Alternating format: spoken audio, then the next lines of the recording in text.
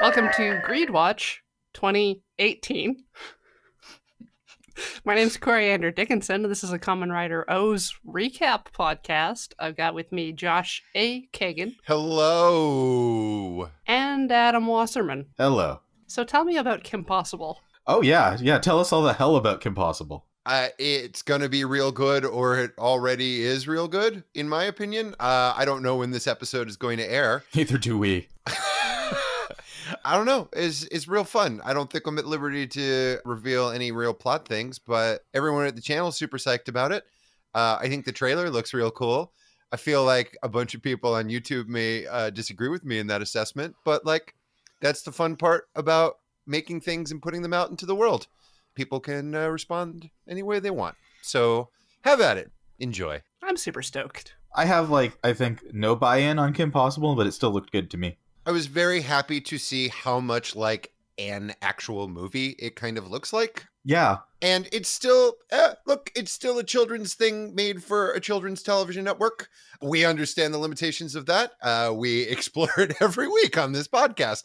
I've seen the movie. I think they've done a real nifty job with it. If people don't know by this point, whenever the hell this comes out, Rufus is going to be in the movie. Yes! Okay? Wait a minute. Actually, I don't know how I feel about seeing a live one. Oh, sit down, my friend. I've got bad news for you. He died on set. No. What? It was terrible. It was a terrible accident. No, he's CG. He's a little CG dude. He's gonna look real cool. I've seen the animation test. He wasn't in the preview, and they did not allude to him being in the movie. And I think that's fine to build up a sense of suspense, like will he or won't he? But people like freaked right the F out about whether or not there was going to be some CGI naked mole rat action. And I am happy to report that as of whenever this comes out, which I honestly feel like is going to be way after the movie drops, February 15th, by the way, is when it drops, there's going to be a rat. You're going to get dementia frodentia. Don't you even worry about it. We got you, comma boo. Judging from my personal time spent on the internet, all I foresee is people complaining that there's not enough gay smooching. So unless the whole movie is gay smooching, then it's not enough, and people will be disappointed. So also, I think the Sonic the Hedgehog poster reveal probably stole any kind of bad CGI thunder that you could possibly have generated. And I'm fine with it. Look, in my heart, I love my movie. I don't know about Sonic, but really, we're all just counting the days until Detective Pikachu. No? Yeah. Well, that looks fresh as hell. I'm so excited. I'm counting the days until Into the Spider-Verse, and then I can start counting the days until Detective Pikachu. I agree. That looks great. I'm real excited about that too. And I don't generally care about super folks. I'm glad that they have things to do with their time. I'm glad they have worlds to save, but they're not really any of my business. But Into the Spider-Verse looks super duper fun. And I like that there's a piggy. Who's canon? That pig is canon. Yeah. I was on the phone to my mom, like, Mom, you have to go see the Spider-Man movie. She's like, whoa. I am a huge fan of this Spider-Ham. She's never heard of, like, John Mulaney or most Spider things, but she's a fan of the pig. Oh, yeah, I read Spider-Ham comics when I was a kid. Digression. Here's the thing that annoys me is that in recent years when they brought Spider-Ham into actual continuity instead of him being just a Star Comics parody comic, they kind of tend to sort of Rocket Raccoon / Deadpool him a little bit, and I'm like, that's not really what he's supposed to be like. Ugh. In that they make him kind of a dick. Yeah, they make him a little bit of a dick, and he's just supposed to be like, Spider-Man if he was a pig. Yeah. He's not supposed to be like, extra violent or extra weird or anything, but I don't know. It's I guess it's the times. I can see that, but also I feel like Marvel's all speaking from my exact one shot glass worth of Marvel knowledge. I mean, even going back to like Howard the Duck, I feel like they've always had sort of a house style with their animals, and they want to play against cute. There's no room for cute in superheroes, I feel like. Listen, do you want to talk about Howard the Duck? How much time do you have?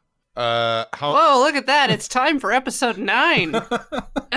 Soaking wet, the past, and the blazing combo. Soaked, the past, scorching hot combo. same. Yeah, well, that's because you watched the exact same episode I did. This is going to be really boring, but the website that shit the bed was showing the same episodes that you sent me, but they have a poorly translated title that is different from the title in the episode. So that's what I've been going off of. Weird. It is weird.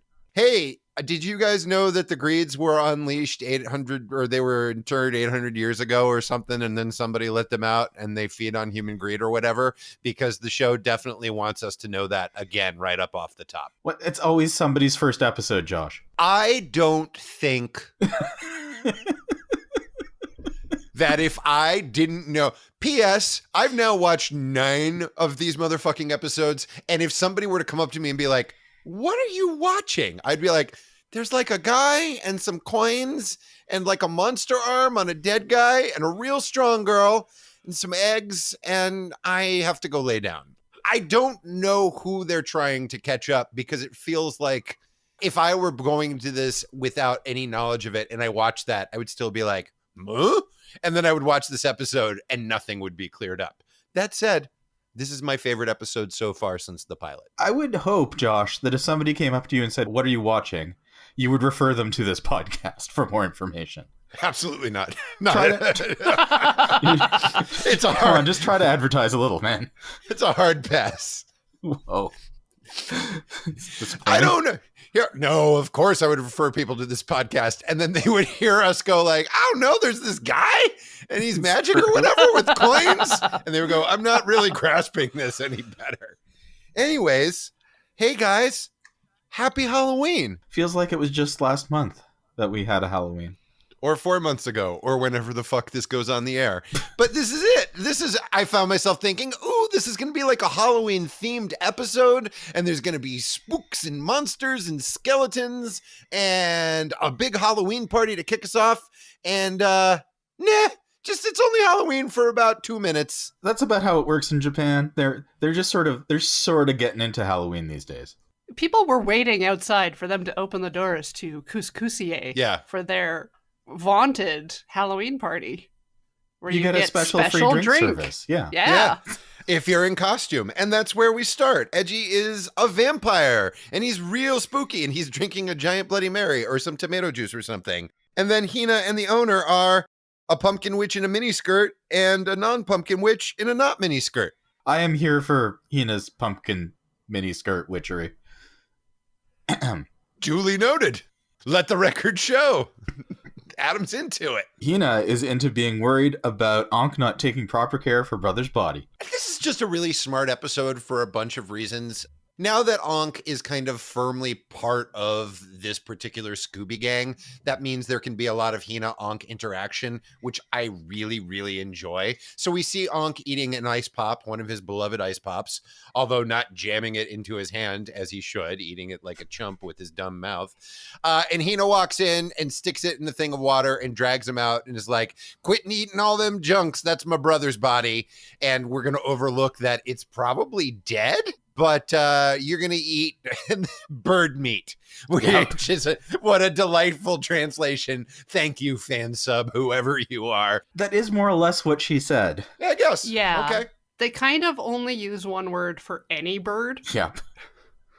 Sure. So we don't even know what type of bird she's talking about, even though it looked roughly chicken-esque. It was a very small chicken. I thought it was a duck. It was a little narrow otherwise to be a chicken.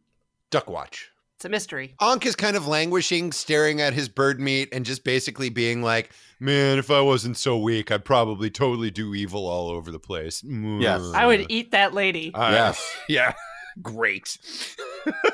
And the owner of Couscousier is like, "Oh, it's so nice to see you out here. Oh, you should come out more often. It's okay." And she looks really solemnly at him, and he's like, "What the hell?" And she's like, "So I kind of came up with a backstory for you where you were raised in a bad place, and that's why you don't speak Japanese very well, and now you're sort of a shut-in." It's the worst cover story ever. It explains quite a bit. I guess, but it's just like, or this is my friend from the Hobo Trail. He's just in town for new underpants. They also use like this weird like South Park animation cut to, Yep. or just like very rudimentary, a thing they have not done up until this point. But again, like I liked it. It felt very kind of Kill Bill, the way that they would throw to an animated bit and then back to the live action. I don't know. This episode just has more on the ball for me. It's more visually interesting. It's a lot more fun. There's a lot more like interpersonal relationships at work. Before this all happens, however, Ankh and Edgy get into a little scrap. Edgy sees Ankh splayed out on the table, looking depressed and weak and miserable, and is like, "Hey, stupid, you look terrible," or Yeah. And then Ankh tries to put his face in his hand, and that's when the owner of Couscousier comes and breaks it up. And then Ankh's like, I'd leave, but it's handy to live here. And then he just picks up the bird and rips into it with his teeth, thus supporting AG's argument that he was raised by wolves in a trailer park. Yes.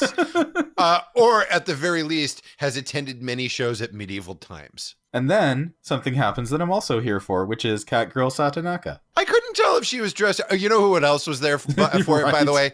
The cameraman. The cameraman. Oh, yeah. And I don't mean to assume the camera operator's gender, but all this was meant. They literally do like the fucking 1940s beat up from the feet up pan, where it's just like shoes and stockings and a little skirt and ears. Yep. It's Santanaka. Wah, wah, wah. It was just She's here to collect your debts.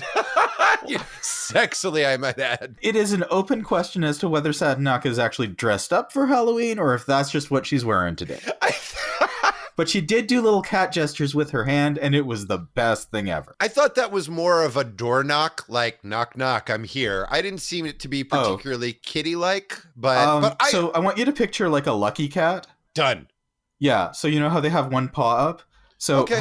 putting your arm up and sort of doing like a little like nya nya is like an Asian cat thing. Okay. Having your fingers closed is called a cat's paw. Yeah. Fair enough. Well, then she's doing kitty stuff. And then that answers the question, because she seemed to just be wearing ears of any particular animal. Like, it didn't seem particularly cat-like to me, but I am also very used to the Ariana Grande 2 little triangle type cat ears. Very, very used. All right, let's not be gross. Wait, how used? That's too used. Pretty. I'm okay with it. I'm okay I with represent the male gaze on this program, Josh. it. Someone's got to. Lucky you. Thank God thank heavens it's being represented. There isn't enough of that in podcasting or media or the world. So anyway, Satanaka looks hot as shit. And she's got little kitty ears, and it's great.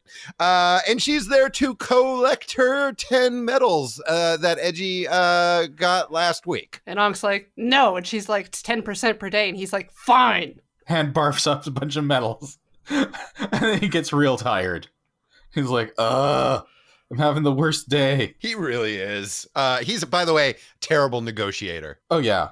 Give her 5 medals, my dude. He's as good a negotiator as me.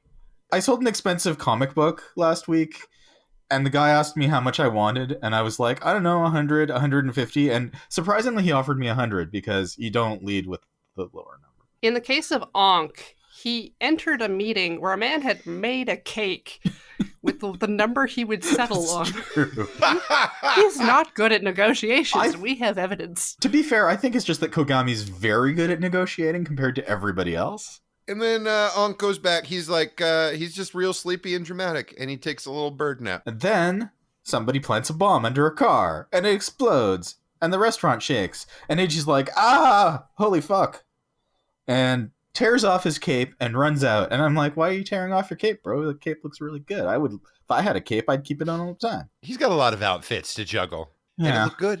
It was a good canted angle. It was slow motion. Now he just looks like a guy who's sort of well dressed and has his hair slicked back for no reason. Which is better than usual. Yeah. I mean, I don't know if you want to fight crime dressed like a vampire unless you're a big fan of late night syndicated series Nick Knight.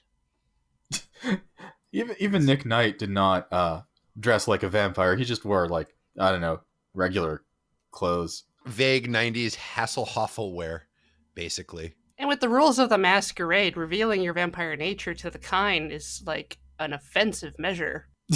Yep. So do you think Edgy's a Tremere or?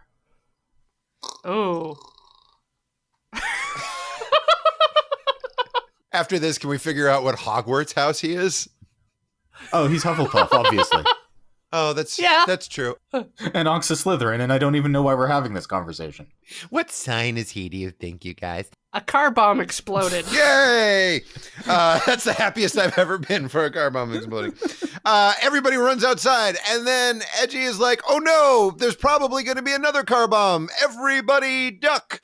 And another car explodes, except it's a big wet bomb. Again, really fucking cool. I was not expecting a big thing of water to come splashing out of the car and destroy everything, but I thought it was a real smart way to have a car bomb without actually murdering the entire cast right there and then. Also not expected is to see a man lurking behind a tree nearby with a doll on his arm.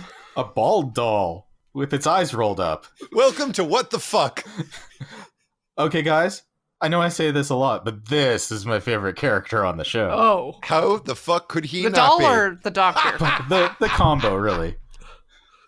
Oh, combos are dangerous, man. Especially the nacho cheese ones. There's a mysterious guy there who's got a little tiny, he took it from the old English TV show Thunderbirds, and just plopped it right on his shoulder. Walks around like a pirate with a parrot.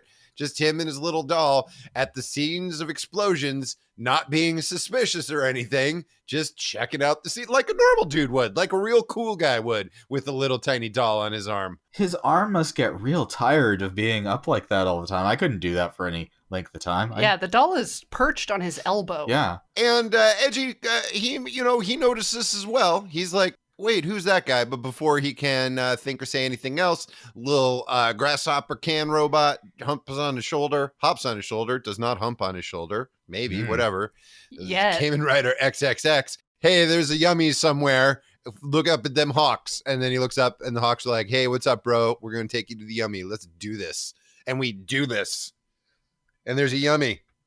We see Ankh languish haughtily and sexily. I don't think Ankh knows how to languish in a non-sexy way based on previous episodes. I need to take some lessons from him. I feel like all of my languishing is real, just like thick and chunky.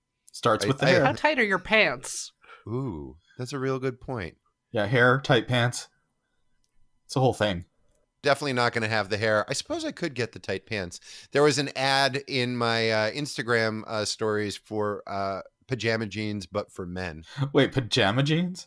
But for men. Well, when they first came out, they were exclusively for ladies, although I did find myself coveting them a little because they looked real comfy.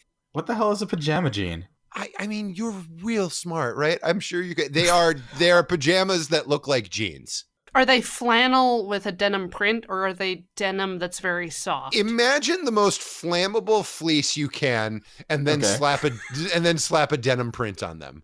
So they're just polar fleece pants that look like jeans. Correctamundo. But I feel like right. that's the way that I could wear something that's a little more bodycon, but not being uncomfortable due to the fact that I'm, pleasingly plump. Where were we? This Street Sharks. There's a land shark. It's the coolest yummy ever. I'm going to back away from the microphone. I love this yummy so much. I was so happy, and it made me think of my Patronus Left Shark. Ah.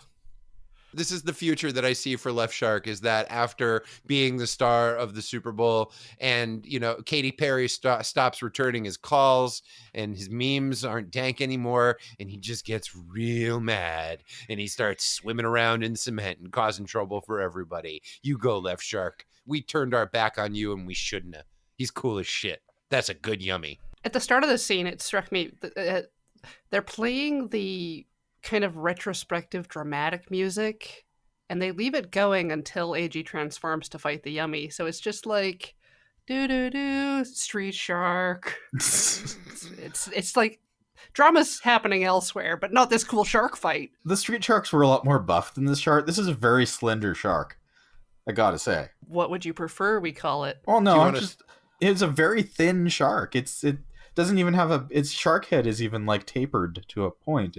I'm just saying. They're perfect. I'm used to sharks being wider. Jossum. You like your sharks being a little thick? SHARCCTHICC. Damn it. So like thick sharks, and I cannot lie. Oh my God, Becky, look at that shark. I like my brother likes thick sharks, but he cannot tell the truth. You can ask us one question. I stole that from somewhere. Our common writer buddy, he does not beat the shark, but the shark poops out like 6 medals and then goes about its business. It's a very wet fight.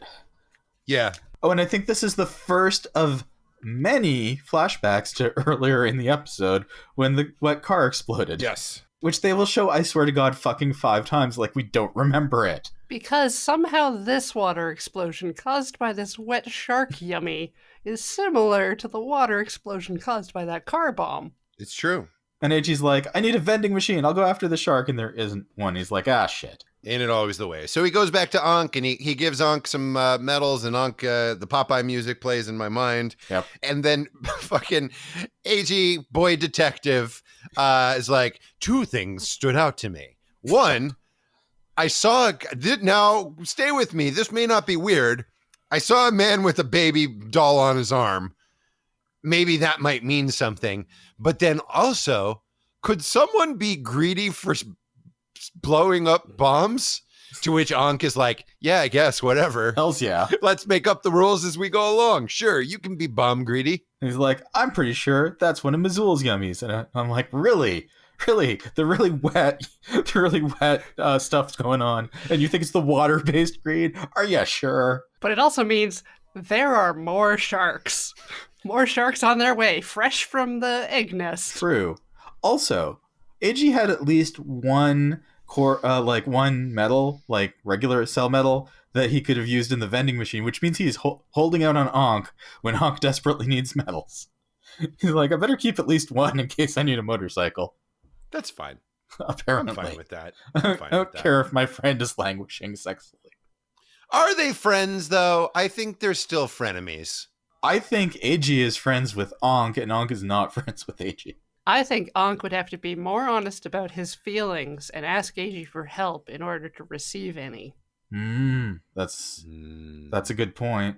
But Eiji knew that Ankh needed more medals because he brought him some, and he was like, glub, glub, glub. Here you go.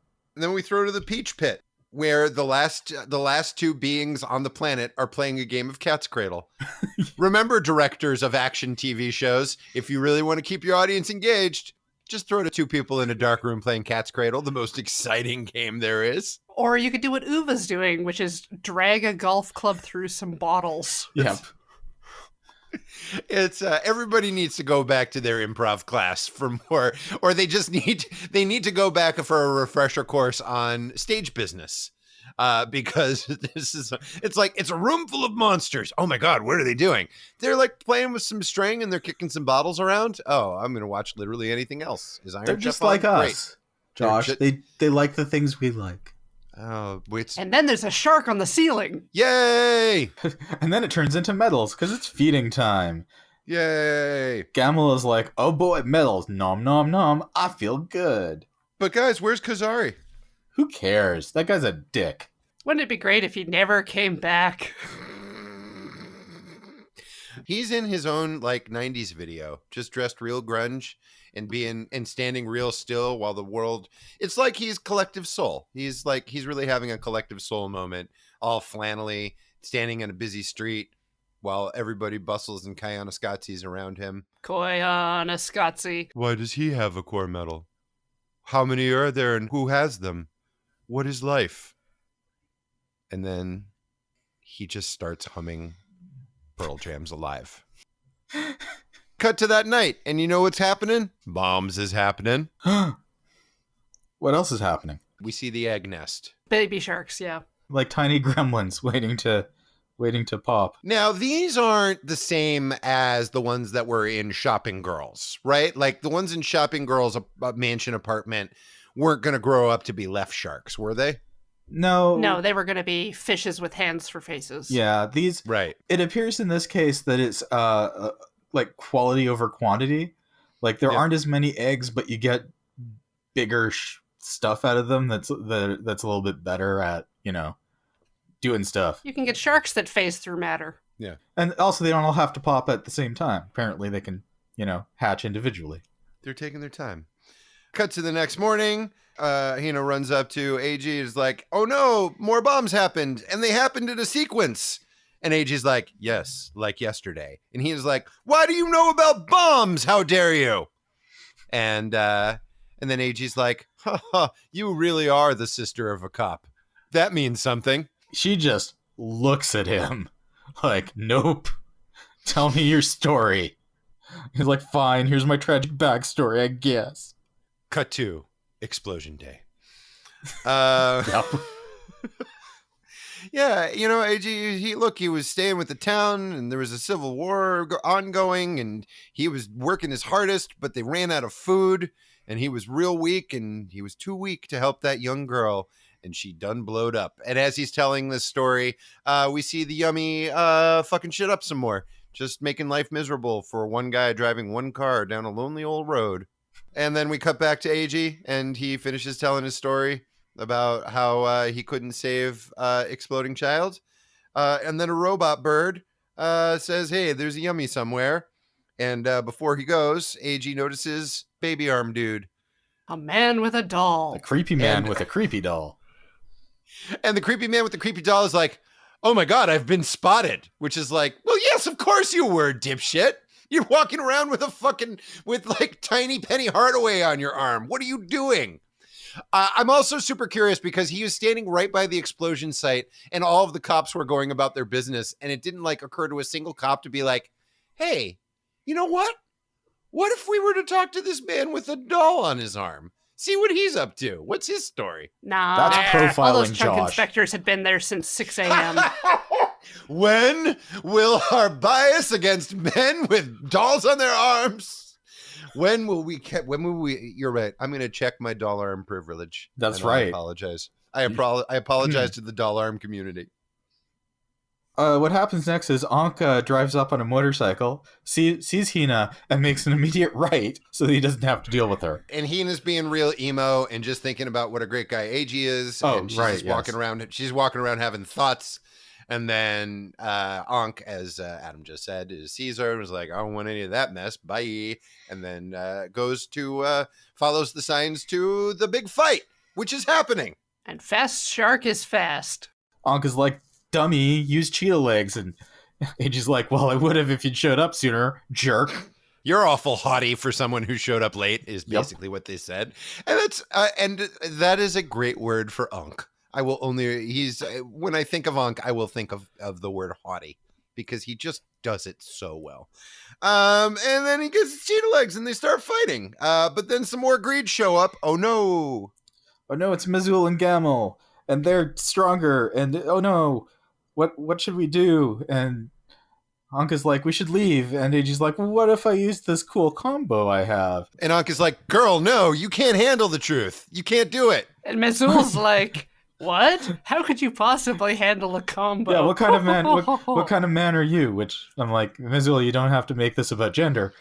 And then AG goes to do it, and Mizul's like, "Wait, you were serious? Oh shit!" And he uses the all yellow exploding combo, which makes him explode. It's very exciting. I can't wait to see what happens next. But first, a word from our sponsor? ? Yeah, Corey, I don't know if your version had this, but our version had commercials. No, it did not. Oh, I'm Not so sure, excited to tell you about this. We get not one, not two, but 3 Kamen Rider 000 related commercials. The first for some cards or whatever. Okay, fine. The second for, oh, wait a minute. Adam, Yes. this is your moment. You want me to explain what the deal is with the cards? No. Well, I mean, What? you can if you want. It's your dime. But I'm like, the next thing that they advertise, I feel like it's your special time of the episode. Oh, right. It's a cake. It's a cake. It's Cake Watch. I didn't count that. Because I only That's count like Kogami cakes. Godzilla, Sentai. You gotta it's- count that. Like, what is It's Adam's Christmas It's a cake. Christmas cakes. Yeah. You can get Okay. Christmas cakes with O's on them, or the that year's Sentai, which was I can never remember what it's called, which is ridiculous because I actually have the robot from that year. I'm counting that as a cake, and you can't stop me. And then finally, a combo package of more Kamen Rider 000 cards in a package of seafood sausages. Soshite Wina. They do this every year, and it's also always they're talking about the fish sausage for like 90% of the commercial, and then right at the end, they're always like, and wieners. And so the phrase Soshite Wina is embedded in my brain. Forever. Might be my last words. Like Rosebud. The wieners just mean that I have to assume that's a little bigger and like hot dog bun sized. These are things that you put in kids' lunches, so they're just sort of like shorter and fatter. Can you also use them as a stylus for your iPhone? Maybe. I was delighted to see these commercials, and I was excited about all of them, and I wanted those cake. And yes, I would mow down on some seafood sausages. I'm not too proud. So back to the show. Punch kapow! O's boils the river. And it's super effective against Mazul because she's a water type, so strangely enough, is not good against fire types, which so Pokemon's bullshit, I guess. He should have used an electric attack. He knocks out the Greeds, and the Greeds are like, we got to get the fuck out of here. Well, to be fair, Gamel seems okay. It's mostly Mazul has lost like 4 medals, and her legs have gone all not as good. And she's like, please get me out of here. Adam's a doctor. I don't know how to describe what happens when part of the Greed costume turns into like less of a Greed costume, okay? Doctor, give it to me straight. Well, I've looked at the x-rays, I've looked at your tests, and I'm afraid your legs are not so good. Get your nearest elephant man to punch a hole in the ground Yep. and drag you into the Earth's crust. I can't tell you how many times in my life I have wanted to tear a hole in the earth and climb into it.